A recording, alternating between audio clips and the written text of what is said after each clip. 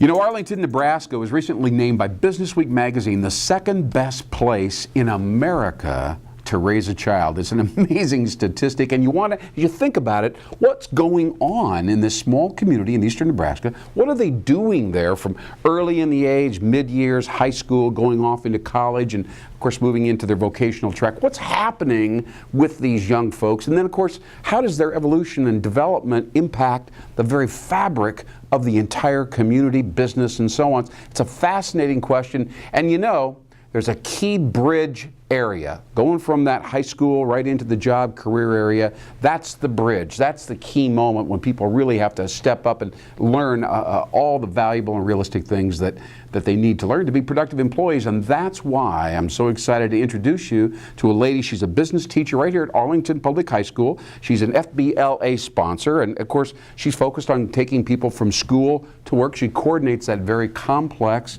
and very interesting process. Her name's Shawna Gerber. Please say hello to Shawna Koger. Wow. I just went on and on, didn't I? So I was like, just go ahead and say it, Lynn, whatever you want to say.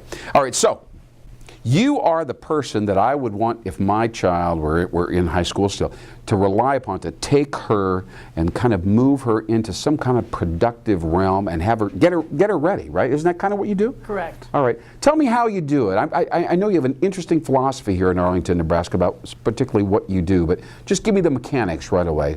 What are you doing? Well, we have a philosophy to look at the whole child and try to not only prepare them for standardized tests, but to prepare them for the workforce and college and beyond, whatever training they decide to have after college. Mm-hmm. So we start with a lot of career readiness activities at the young age and getting them to explore the careers that are out there, learn more about them. Then we focus in where we do a lot of resume writing, mock job interviews, give students work experience through an on-the-job training program or job shadowing. Okay. So they have kind of a sense of confidence, right? That this can be done, and then a sense of focus, right? Kind of that they do this, and then I do this, and it'll work out. Correct. Shawna Koger said so, right? Well, you know, you said it was a loaded answer. You said a little thing about there's the testing, but then there's career readiness. What does career readiness mean? Well, career readiness are those soft skills that you want your employees to have. We want them to be on time. We want them to be efficient, good at determining, being proactive. Proactive, maybe? Yes. Right, and follow through.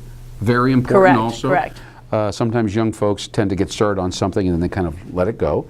They're not practiced in that area. And to take initiative and do things without being told. Yeah, I think that's probably the most interesting. If I had a bunch of senior people around, CEOs or whatever, and I asked them what quality would you look for in a young recruit or a talented person, I think maybe proactivity and the ability to anticipate. Correct. Rather than sit in front of their computer and say, okay, boss, I did that, now what do you want me to do, right? Correct. And that really requires getting a broader sense of how a person fits into an enterprise, you know, what the big picture is. And we also look at making them become involved players in their community. We want our students to leave here and understand the importance of community, and when they get out in the workforce to know that they need to give back to their community and look for ways in which they can do that. That's real maturity, because a lot of people really don't even think much about that till they get into their, I don't know, 40s or 50s. They don't think about giving back. Early in your career, you're all about how can I get it, make it, get the money, you know, move ahead. So I appreciate that. You know, you've also mentioned their whole life, and we're going to get to the personal finance thing in a minute. But talk about your whole life. Elaborate on that for me, because career readiness is career, you know. But you've mentioned this whole thing about broader perspective. Tell me what you mean by that. Well, research shows that most people don't necessarily stick with the same career, and we know our students are going to make changes as they go off to college. So we want to have them prepared to make educated, informed decisions in terms of what they're going to do with the rest of their life, and be able to adapt and change as new interests and new talents come available. We look for preparing them to not only be productive members of society, but to be able to manage their own households through the personal finance, like you mentioned.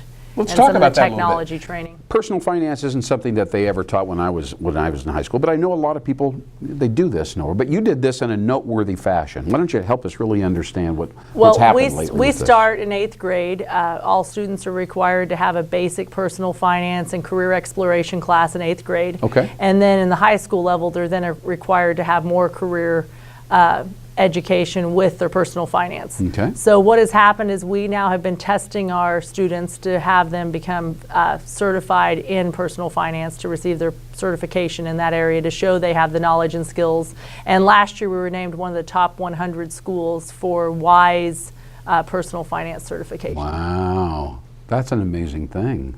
So what does that imply? That they know how to apply for a loan, or create a household budget, or manage a checking account? What are the practical implications of that? With the certification, there are several different areas. It's looking at banking, basic banking functions such as reconciling checking accounts, right. Also credit, and knowing how to manage and deal with credit. And get credit? Oh my goodness, an increasingly difficult issue. You know, here in America today, I think the average credit card holder, at least they used to say, had over $8,000, $8,500 in debt, right?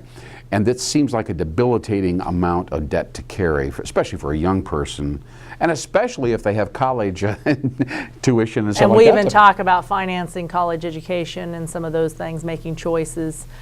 So just to give them an idea of things they're going to be facing when they get out in the real world and how they can deal with those things. So they're not overwhelmed. Correct. Absolutely. Even housing, landlord, tenant laws and things, just to protect them with some of their consumer rights. You know, when you're talking to a young person about this kind of stuff, are they bored? I mean, how do you successfully engage them? They want more Facebook mentions. They want to participate in certain other kinds of things.